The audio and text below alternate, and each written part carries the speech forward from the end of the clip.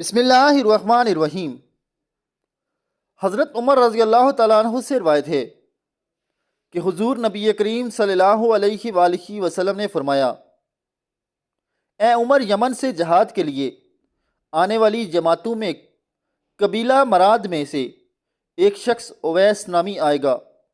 اس کی ایک والدہ ہے جس کے ساتھ وہ حسن سلوک کرتا ہے، جس کی وجہ سے اللہ تعالیٰ کے ہاں اس کا یہ مرتبہ ہے کہ اگر وہ کسی کے بات کے متعلق قسم کھا لے تو اللہ تعالیٰ اس کی قسم میں اس کو ضرور سچا کر دے۔ اگر تم سے یہ ہو سکے کہ وہ تمہارے لیے استغفار کرے تو تم ایسا ضرور کر لینا، یعنی اس سے دعائے مغفرت کروا لینا۔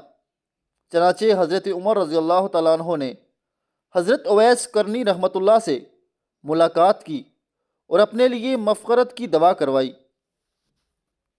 جب کسی سے دعا کے لیے کہا جائے تو اسے چاہیے کہ تکلف نہ کرے اور توضع کو آڑ بنا کے دعا سے انکار نہ کرے۔ ذرا سی زبان ہلانے میں کیا بوجھ پڑ جائے گا؟ ہمارا کام ہے اتباع سنت کو محلوظ خاطر رکھتے ہوئے دعا کرنا۔